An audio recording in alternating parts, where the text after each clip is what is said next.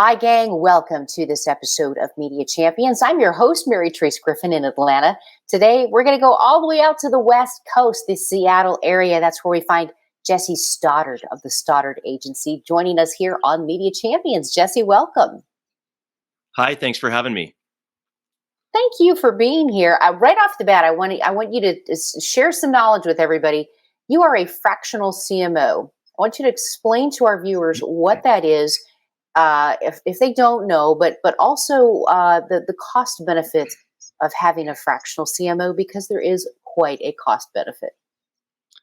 Yeah, it's actually an exciting new development in marketing, relatively new, especially if you're outside of marketing. Most people still haven't heard of it. But if you go onto Google Trends or you do some keyword analysis, you're going to find that the number of searches is increasing rapidly over the last couple of years. I think it's mostly because of COVID and lockdowns in 2020. A lot of businesses began outsourcing. And as they did that, they were looking for other alternatives. And more people working from home and remotely made it okay to begin looking for more fractional positions. Obviously, the CFOs and the COOs, the fractional versions, kind of led the way. But the CMO has followed closely on its coattails.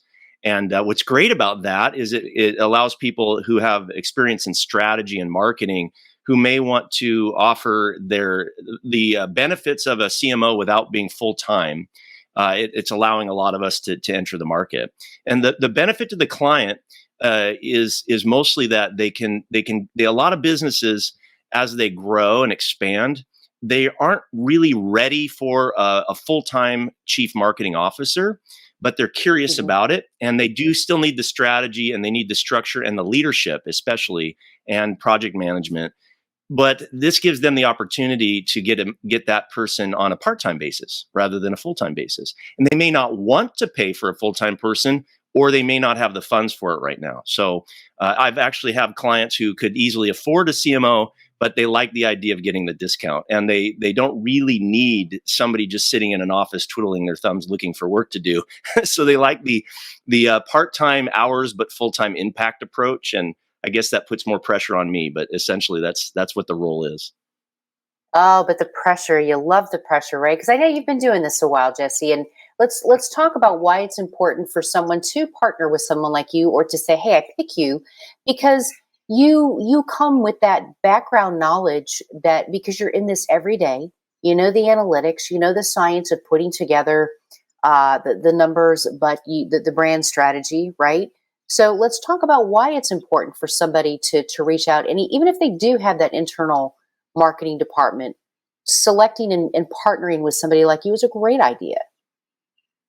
Yeah, a couple of reasons are, other than the basic cost benefit, is usually a CEO or an owner operator of a small business, especially, they're wearing a lot of hats, and when they start to build their marketing team, they're entering into a world that they're not really familiar with, and it usually starts out with hiring an assistant, and I affectionately call that assistant Barista Betty or Barista Bill.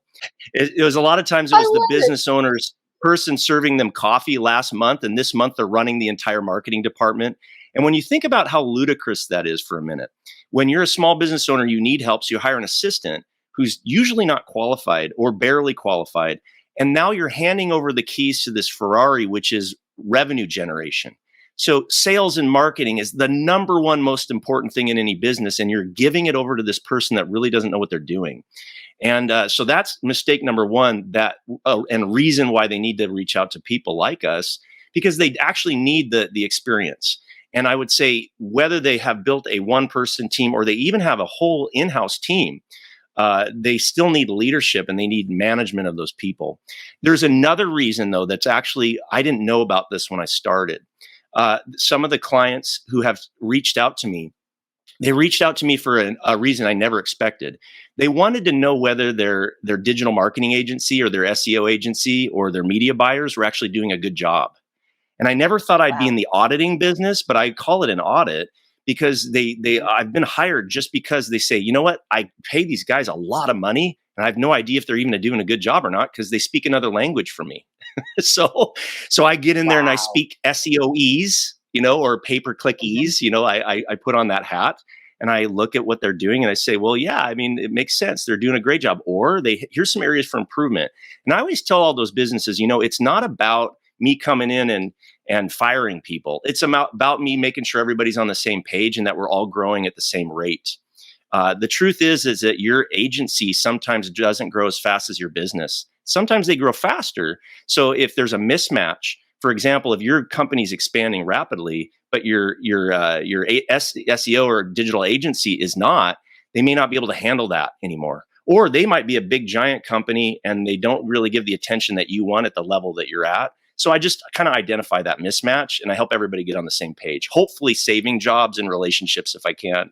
And if not, sometimes Well, we have to part ways. I think you're a great translator, if you will, because you're trying to help everybody understand the same lingo. I love it. I think what you're doing is brilliant, and we want to connect a lot of people with you. And I do hope that you'll come back because I really dig the style in which you're putting the stories out there and helping people navigate through this. And I feel like I have a new friend. So you come back anytime you like, Jesse. Well, thank you very much. I really appreciate your time. Thanks for having me on.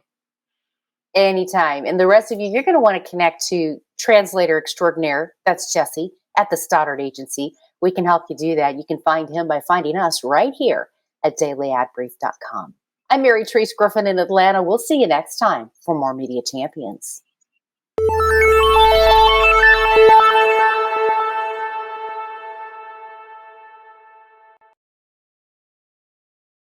Simplify presents Addressable CTV, combining the power of TV with the targeting and attribution of digital.